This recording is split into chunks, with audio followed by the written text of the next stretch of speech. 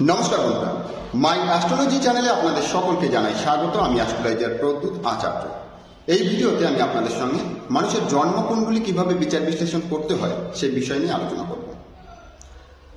কারণ প্রতিটি মানুষের জন্মকুণ্ডলীতে তার স্বভাব, চরিত্র, প্রকৃতি, বৈশিষ্ট্য সহ তার ভাগ্যের সম্বন্ধে অনেক কিছুই লেখা থাকে। আর এই লেখা বুঝতে গেলে গ্রহ নক্ষত্রের ভাষাকে বুঝতে হবে।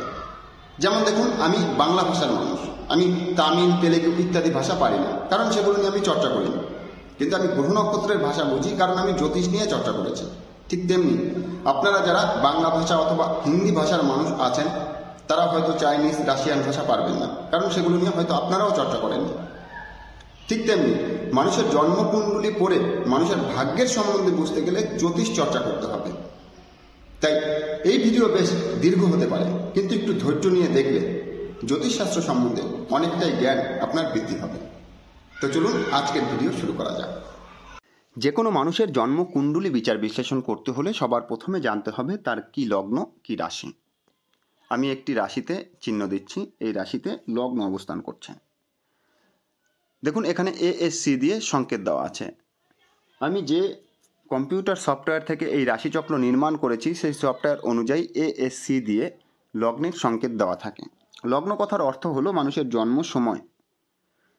সূর্য যে রাশিতে উদয় হয় তাকেই মানুষের জন্ম লগ্ন বলা হয়, এবং চন্দ্র যে রাশিতে অবস্থান করে তাই হলো মানুষের জন্ম রাশি। এখানে দেখুন, চন্দ্র ধনু রাশিতে অবস্থান করছে, এবং চন্দ্র যে নক্ষত্রে অবস্থান করে সেটাই তার জন্ম নক্ষত্র। এখানে দেখুন, চন্দ্র লেখা আছে একটি লাইনে, আর এখানে নক্ষত্রের নাম দেওয়া আছে। অর্থাৎ এই ব্যক্তির ধনু রাশি, কুম্ভ লগ্ন, মূলা নক্ষত্র এর জন্ম। রাশিচক্র বিচার শুরু করতে হয় সবসময় লগ্ন থেকে। লগ্নকে তনুভাব থেকে অর্থাৎ লগ্ন থেকে বিচার বিশ্লেষণ করা হয় মানুষের শরীর অর্থাৎ নিজের সম্বন্ধে। ঠিক তেমনি 12টি ঘর থেকেই কিছু না কিছু বিচার বিশ্লেষণ হয়। যেমন দ্বিতীয় ভাব থেকে বিচার করা হয় ধন সম্পদ, দ্বিতীয় ভাব থেকে মানুষের বাকশক্তিরও বিচার হয়, তৃতীয় স্থান থেকে বিচার করা হয় ভাতৃভাব, চতুর্থ স্থান বলা হয় বন্ধুভাব, পঞ্চম স্থানকে বলা হয় পুত্রভাব। এখান থেকে পুত্রের সঙ্গে সঙ্গে অর্থাৎ সন্তানাদির সঙ্গে সঙ্গে প্রেম প্রীতি ভালোবাসারও বিচার বিশ্লেষণ করা হয়। ষষ্ঠ স্থানকে বলা হয় শত্রুভাব। এখানে শত্রুর সঙ্গে সঙ্গে রোগ ব্যাধি এবং মানুষের ধার দেনা, ঋণ ইত্যাদির বিচার বিশ্লেষণ করা হয়। সপ্তম স্থানকে বলা হয় জায়াভাব। এখান থেকে মানুষের দাম্পত্য জীবন এবং ব্যবসা বাণিজ্য ইত্যাদির বিচার বিশ্লেষণ করা হয়। অষ্টম স্থানকে বলা হয় মৃত্যুভাব। এখান থেকে মানুষের মৃত্যুর সাথে সাথে মানুষের গুপ্তবিদ্যা ইত্যাদির বিচার বিশ্লেষণ করা হয়। নবম স্থানকে বলা হয় ভাগ্যভাব। এখান থেকে ভাগ্যের সাথে সাথে ধর্ম, পিতা ইত্যাদির বিচার বিশ্লেষণ করা হয়। দশম স্থান থেকে মানুষের কর্মের বিচার বিশ্লেষণ করা হয়। এবার কর্মের বিচার বিশ্লেষণ করার সাথে সাথে এখান থেকে পিতার সম্বন্ধে, পিতার ধন সম্পদের সম্বন্ধেও বিচার বিশ্লেষণ করা হয়। একাদশ স্থান থেকে বিচার বিশ্লেষণ করা হয় মানুষের সফলতা, এবং দ্বাদশ স্থান থেকে বিচার করা হয় খরচ, ব্যয়, বিদেশ যাত্রা, হাসপাতাল ইত্যাদি। তাহলে লগ্নপতি শনিদেব, কুম্ভ রাশির মালিক হচ্ছে শনি। শনিদেব অবস্থান করছে দ্বাদশ স্থানে, আর দ্বাদশ ভাবের মালিক শনিদেব। দ্বাদশ রাশি হলো মকর রাশি। লগ্নপতি দ্বাদশপতি হয়ে দ্বাদশে অবস্থান করছে। তাহলে আমি আপনাকে কি বললাম, যে লগ্ন থেকে শরীরের বিচার করা হয়, আর শরীরের মালিক রয়েছে খরচের ভাবে, অর্থাৎ শরীরে যা যাবে তা বেশি সঞ্চয় হবে না, ফলে এ কিন্তু খুব মোটাসোটা হবে না, সিমসাম চেহারা হবে, এবং এটা বাড়ি থেকে দূরে থাকার একটা নির্দেশ দেয়। অর্থাৎ লগ্নপতি যখন দ্বাদশে অবস্থান করে তার কিন্তু বিদেশ যাত্রা হওয়ার একটা সম্ভাবনা থাকে। এরপরে ধনভাবের যদি বিচার বিশ্লেষণ করা হয়, ধনভাবের অধিপতি গ্রহ হলো বৃহস্পতি। এই রাশিটি মীন রাশি, মীন রাশির অধিপতি বৃহস্পতি, এবং একাদশ ভাব অর্থাৎ ধনু রাশির অধিপতি হলো বৃহস্পতি। বৃহস্পতি অবস্থান করছে অষ্টম স্থানে। দেখুন, রাশিচক্রের 3টে স্থানকে দুস্থ স্থান বলা হয়, ষষ্ঠ, অষ্টম এবং দ্বাদশ। এখানে লগ্ন ধরলে ষষ্ঠ স্থান হচ্ছে এটা, অষ্টম হচ্ছে এটা, আর দ্বাদশ হচ্ছে এটা। এই 3টে ভাবকে দুস্থ স্থান বলা হয়। এই 3 ভাবে যে গ্রহগুলো থাকে সেই গ্রহের যে ভাবের অধিপতি, অর্থাৎ সেই গ্রহগুলো যে ভাবের অধিপতি, সেই ভাবগুলো কিছুটা পীড়িত হয়। তো এখানে বৃহস্পতি অষ্টম স্থানে অবস্থান করার কারণে দ্বিতীয় স্থান এবং একাদশ স্থান কিন্তু কিঞ্চিত পরিমাণে পীড়িত হয়েছে, অর্থাৎ ধনভাব পীড়িত হয়েছে কিছুটা এবং একাদশ ভাব কিছুটা পীড়িত হয়েছে, কারণ তার মালিক দুস্থ স্থানে বসে রয়েছে। আবার দেখুন, যেখানে কিছু খারাপ থাকে সেখানে কিছু ভালোও তৈরি হয়ে যায়। যেমন বৃহস্পতিকে বলা হয় জ্ঞানের কারক। রাশিচক্রের একমাত্র শুভ গ্রহ হলো বৃহস্পতি। বৃহস্পতি যখন অষ্টম স্থানে রয়েছে, এর কিন্তু যথেষ্ট জ্ঞান থাকবে, কারণ অষ্টম স্থান থেকে মৃত্যুর সাথে সাথে মানুষের গুপ্ত বিদ্যারও বিচার বিশ্লেষণ করা হয়, অর্থাৎ গুপ্ত বিদ্যার প্রতি এর যথেষ্ট আকর্ষণ থাকবে বা পুরনো জিনিসপত্রের প্রতিও এর যথেষ্ট আগ্রহ থাকতে পারে। এর যথেষ্ট আধ্যাত্মিক প্রকৃতির মানুষ হবে। এরপরে ভাতৃস্থান অর্থাৎ তৃতীয় ভাব। তৃতীয় ভাবের অধিপতি গ্রহ হলো মঙ্গল। এবার মঙ্গল তৃতীয় ভাবের অধিপতি হওয়ার সাথে সাথে মঙ্গল কিন্তু দশম স্থানেরও অধিপতি, অর্থাৎ কর্মস্থানের অধিপতি। রয়েছে কোথায়? ষষ্ঠ স্থানে। ষষ্ঠ স্থানকে বলা হয় শত্রুভাব। মঙ্গল যখন ষষ্ঠ স্থানে রয়েছে, তাহলে তৃতীয় স্থান এবং দশম স্থানও কিন্তু কিছুটা পীড়িত হয়েছে,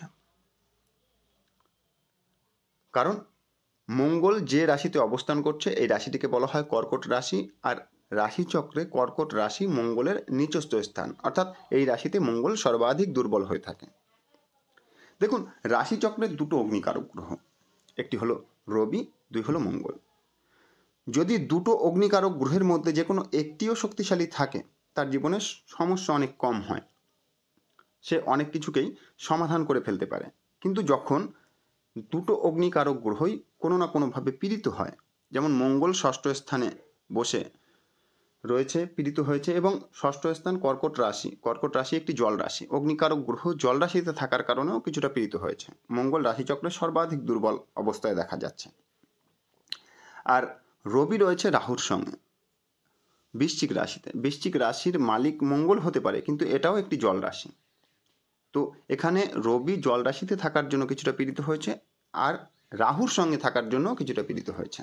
রবিকে বলা হয় মান যশ প্রতিষ্ঠার কারক। রাহুর সঙ্গে রবি অবস্থান করলে তাদের মান যশ প্রতিষ্ঠায় অনেক বাধা আসে, জীবনে অনেক সমালোচনার শিকার হতে হয়। তাহলে অগ্নিকারক দুটো গ্রহই কিন্তু কোনো না কোনোভাবে পীড়িত হয়েছে, অর্থাৎ এই ব্যক্তির জীবনে যথেষ্ট সংঘর্ষ করতে হবে। এরপরে চতুর্থ স্থান। চতুর্থ স্থান থেকে বিচার করা হয় বন্ধু বান্ধব, মানুষের গৃহসুখ। এখানে কেতু অবস্থান করছে।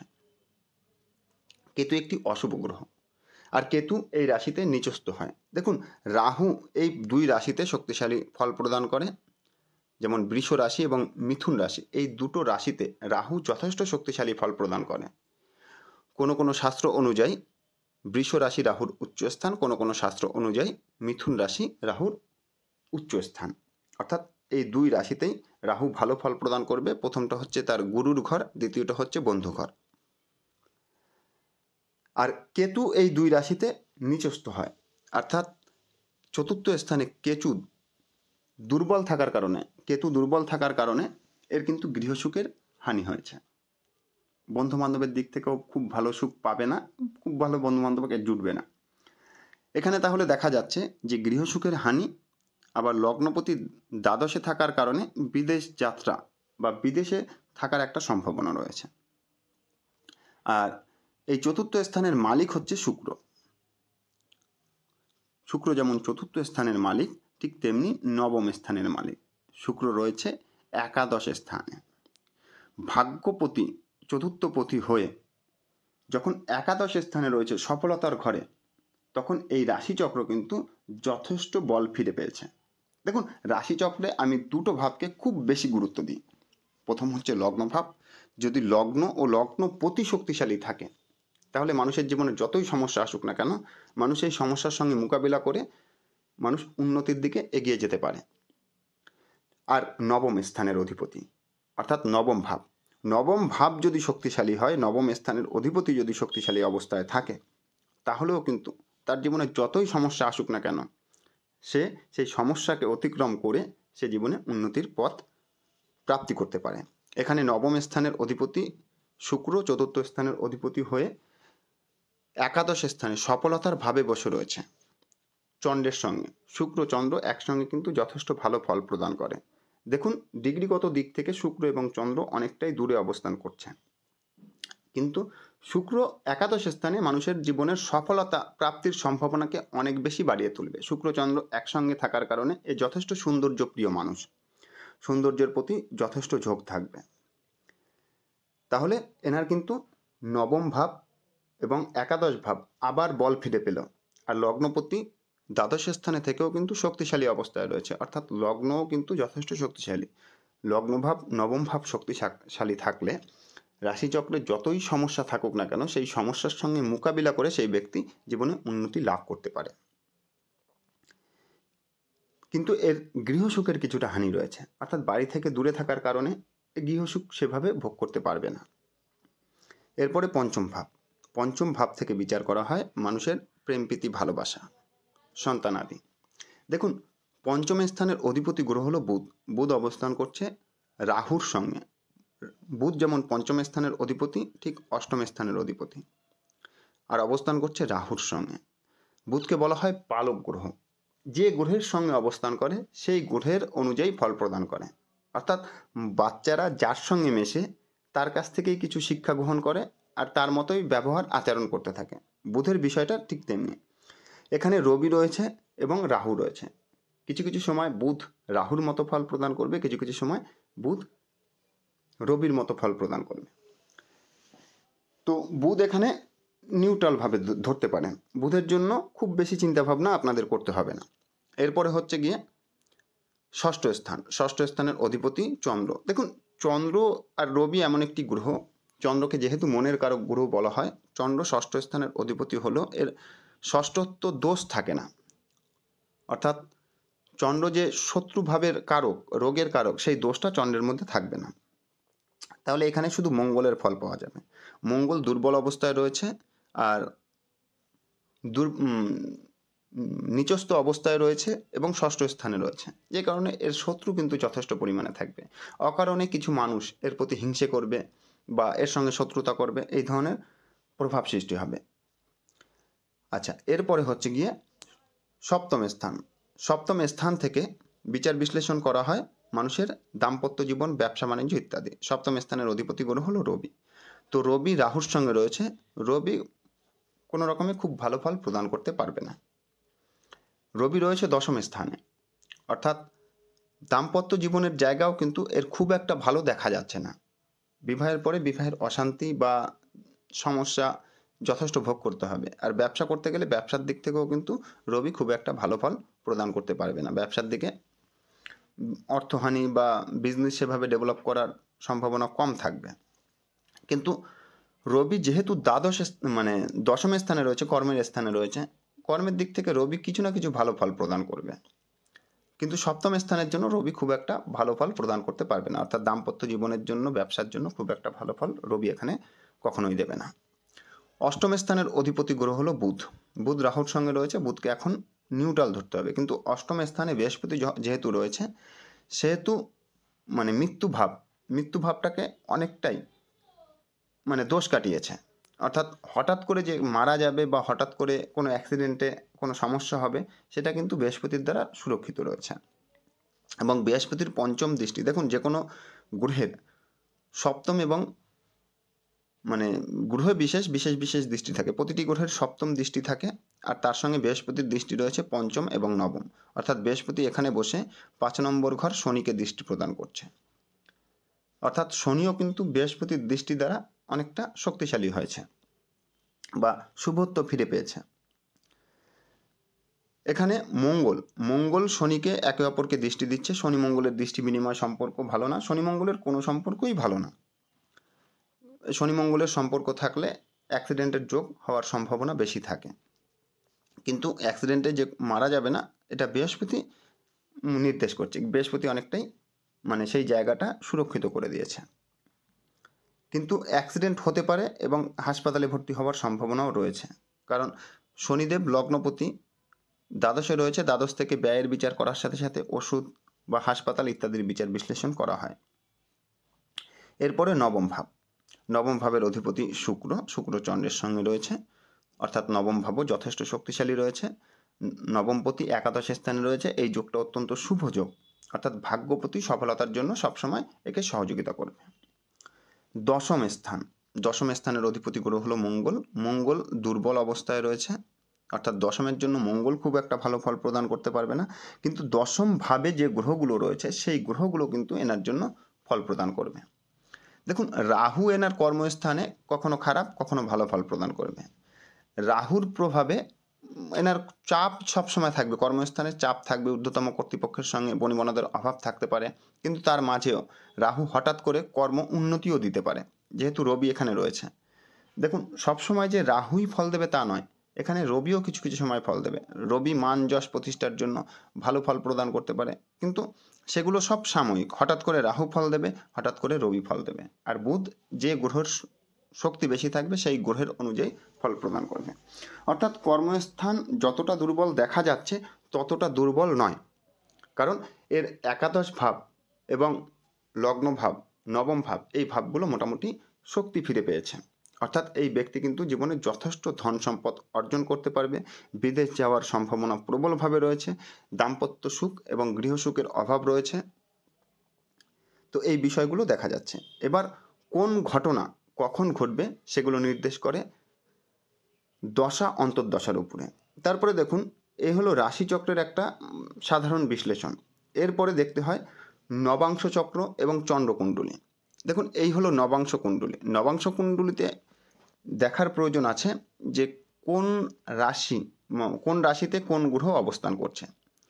নবাংশ কুণ্ডলী অনুযায়ী যদি গ্রহগুলো তার বন্ধু রাশি বা উচ্চস্থান ইত্যাদিতে থাকে বা বর্গোত্তম অবস্থায় থাকে, তাহলে কিন্তু সেই গ্রহ যথেষ্ট ভালো ফল প্রদান করে। দেখা যাচ্ছে রাশিচক্রে কোনো গ্রহ নেগেটিভ হয়ে রয়েছে, কিন্তু নবাংশ চক্রে সেই গ্রহ তার বল ফিরে পেয়েছে, অর্থাৎ সেক্ষেত্রেও কিন্তু সেই গ্রহের অশুভত্ব অনেকটাই কেটে যায়। উদাহরণস্বরূপ, এখানে কোনো গ্রহ বর্গোত্তম হয়েছে কিনা আমি একটু দেখে নিচ্ছি।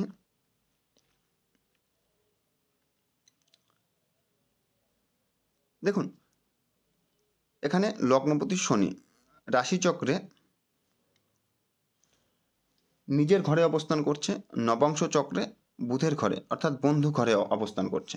অর্থাৎ শনি কিন্তু এনার রাশিচক্রেও ভালো ফল দিচ্ছে, নবাংশ চক্রেও ভালো ফল দিচ্ছে, নবাংশ কুণ্ডলীতেও ভালো ফল দিচ্ছে। আচ্ছা,